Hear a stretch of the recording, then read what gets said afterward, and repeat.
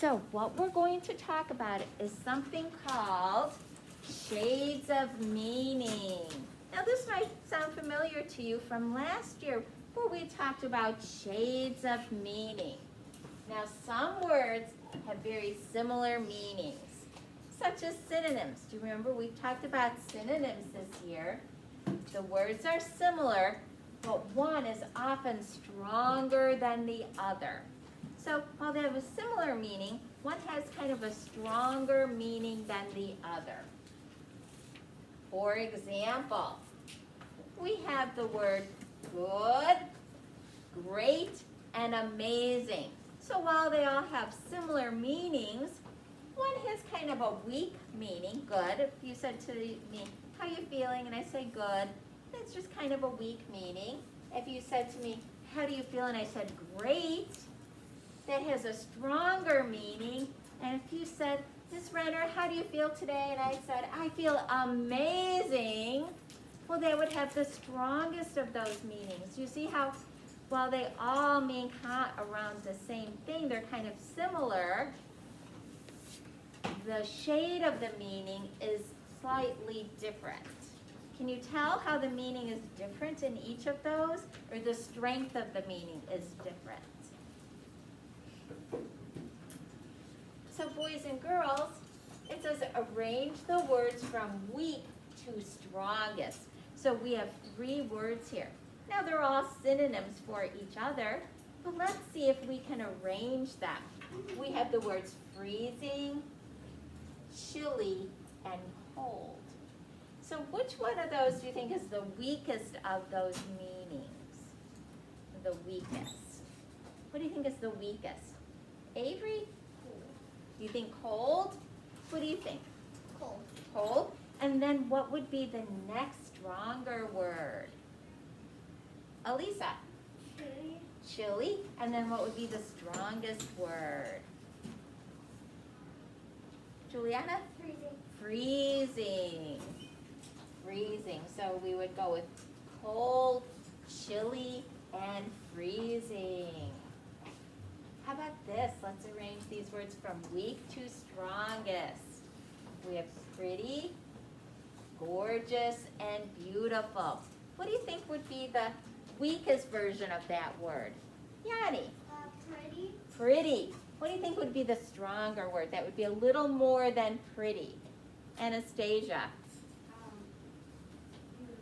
Beautiful. Beautiful. And what would be even more than beautiful? Yes. Gorgeous. Gorgeous, that would be the strongest of those 3 words. How about here? We have giant, large, and big. Okay, so you're going to the store, you're buying a bag of some cheese balls, and they come in those 3 sizes. What do you think? What do you think? What would be the weakest? What do you think the weakest is? Ivy? Big. Big, that would be the weakest. How about the stronger?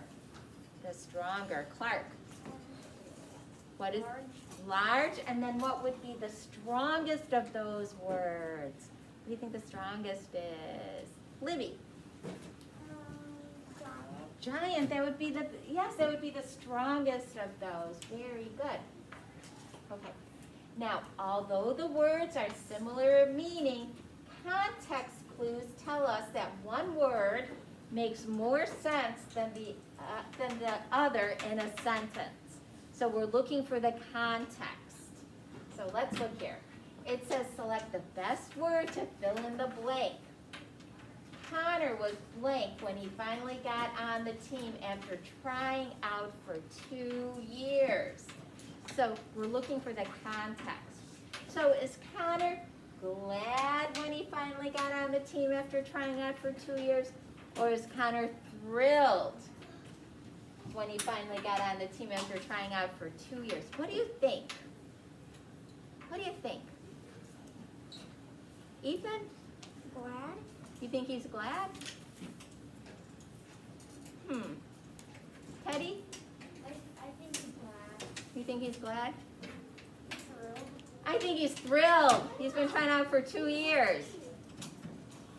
I think he's probably a little more than glad. I think he's probably going to be thrilled because he's been trying out for 2 whole years. I think you're just glad after like maybe 1 year. I think 2 years you probably are at the thrilled point. What do you think? Who agrees that it's probably thrilled? I think we're going to go with thrilled. I think you got a little more. Let's select the best word to fill in the blank. Maddie was blank when she dropped her sandwich on the floor. Was she upset or was she miserable? What do you think?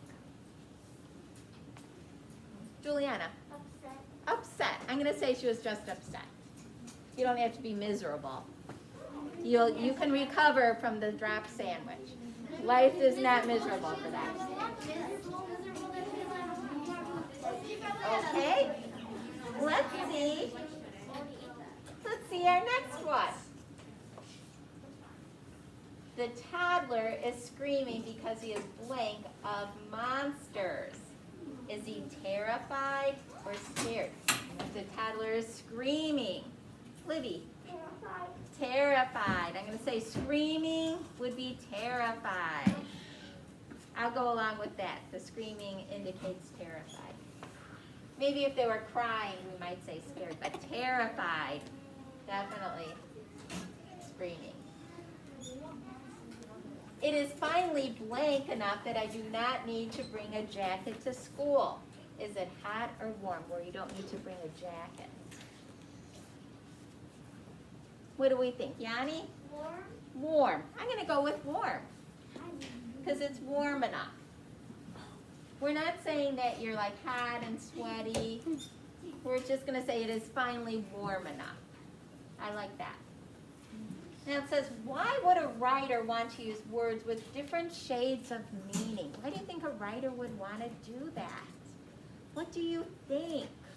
What's your thought on it, Thomas?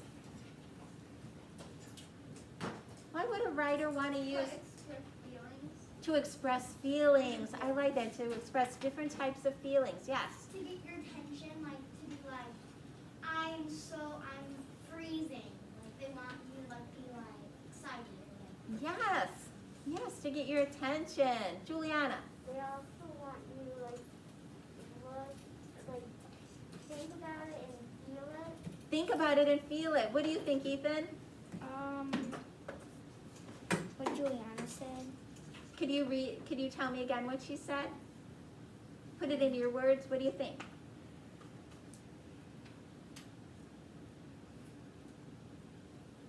I forgot. Avery?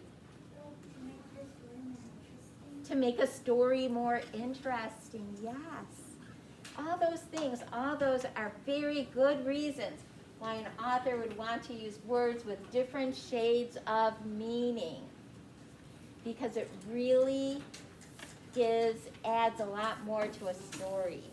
Because if you were writing a scary story, it's so much more interesting for you to say that the character was terrified instead of scared. That sounds so much more ominous, doesn't it? Yes. Okay, so here's what we're going to do. Oh, I don't need this yet. I don't need that yet. We're going to need that next week. So here's what I have for you. It's going to be so much fun. I have got some cards. And they are shades of meaning cards. You're going to cut them out. And you are going to glue them from the weakest to the strongest meaning, okay? Here's where you glue them on this sheet. And then here are the cards. Do you understand what you're going to be doing? It's like what we did up there. But here you have the words on the cards. So they're not in order or anything. Each row has 3 words that you'll cut out, and then you'll glue them in the weakest to strongest order. Weakest to strongest order.